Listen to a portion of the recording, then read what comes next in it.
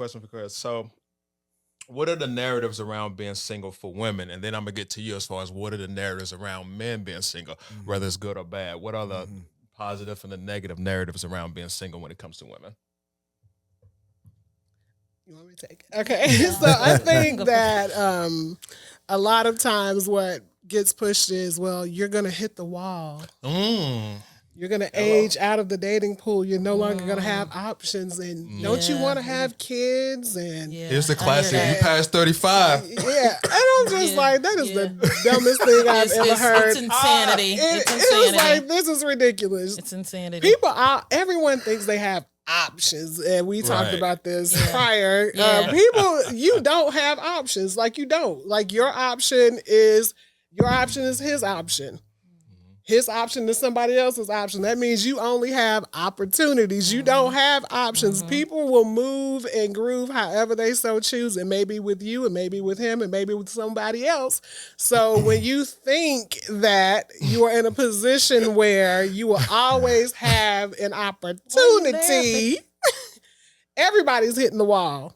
And it's not just women. I don't know why men feel like they can somehow get past that 35 because your reproductive juices start deteriorating by 30. I was going to piggyback on that. Maybe it's because of fertility, because they say when a woman gets a certain age, she's no longer as fertile. But then men can have babies on up till he's 80. So they're looking at it like his clock is not ticking. Right, but they deal with ED. Exactly. When they get a little older, and their drive isn't like ours. Because women, when you get into your early 40s or late 30s, with our hormones, our sex drive goes up like an 18-year-old boy. So we're opposite. So that's why you see a lot of older women with younger guys, and y'all be trying to figure it out. And then these older dudes, they can't keep up, depending. So it's definitely since you want to, no, they want to take it. Since you want to take it there about you want to take it. I want to take it there. It's dude, but I don't think y'all got some friends. Y'all have no clue because they're not going to tell y'all. But because women, we talk about it. Okay, when y'all get a certain age. It's not doing what it's supposed to do. It's not doing what it's supposed to do. Even scientifically, because y'all like to throw that around, scientifically, the motility of your reproductive juices starts to deteriorate at 30. And y'all don't know that. So you should have your children earlier if you're going to have them.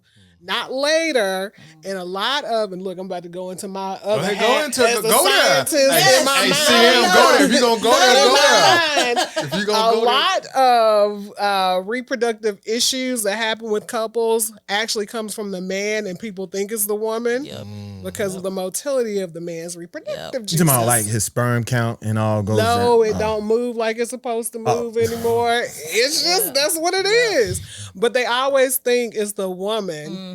When the reality is actually the man. Sorry to break it to you. Yeah. So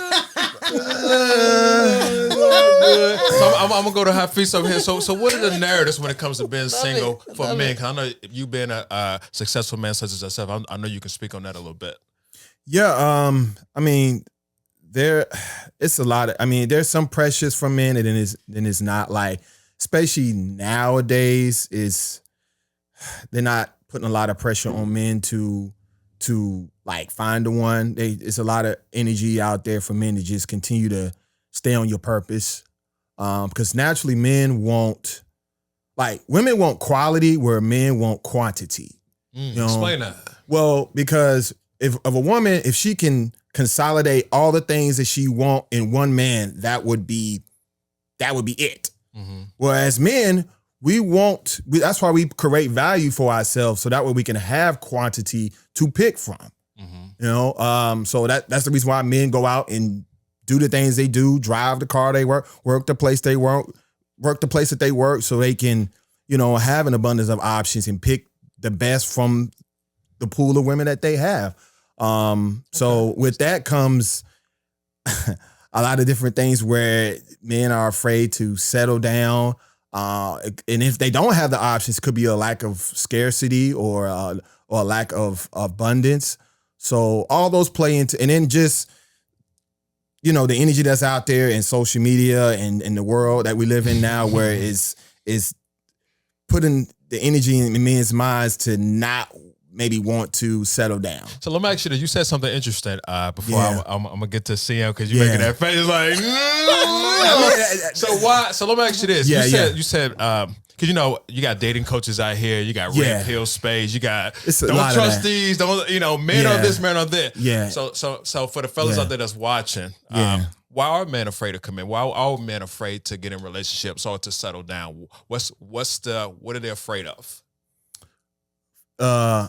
I think Randy mentioned it earlier. Fear of missing out too. FOMO. Mm. Fear of missing out. So you mean tell me if he settled? Yeah. So you telling me if Yeah. he settled down with a great woman, he's Yeah. afraid maybe I'm missing out on these women over Could here. be missing out. Yeah. You know, and I Yeah. settled for this. Kind of like I think Yeah. we had a conversation about back in Yeah. the day when a lot of people were married, and I'm sure a lot of them probably feel like, okay, did I settle yeah. for who I'm with now, or did I make the right decision? Because you can access Yeah. people more now than ever before. Yeah, that's why I told a couple guys. I said I commend brothers now who can get engaged and married in this current dating climate because it's so much. And women too. It's so much access to just people that you didn't even know existed through social media, dating apps, everywhere.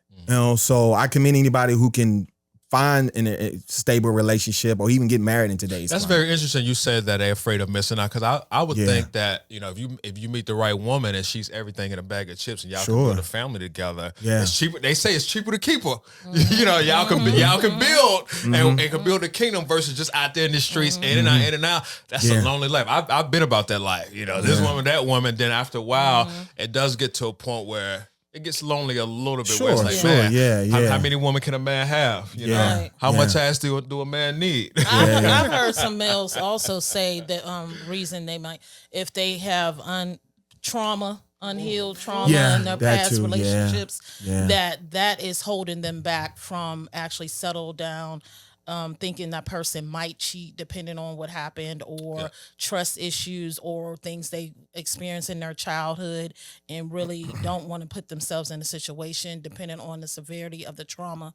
So that's another reason why men have said until they went to counseling, especially after George Floyd incident happened, a lot of my black male friends, that was an increase where I saw a lot of them they went to counseling. So until they started going to therapy and working, unpacking some of those traumas from their childhood that they didn't really realize that still lingered on to them until they start tapping into it, they were at a better place. And then the fear of missing out becomes less because they're like, well, I know what I want now, and they worked through some issues.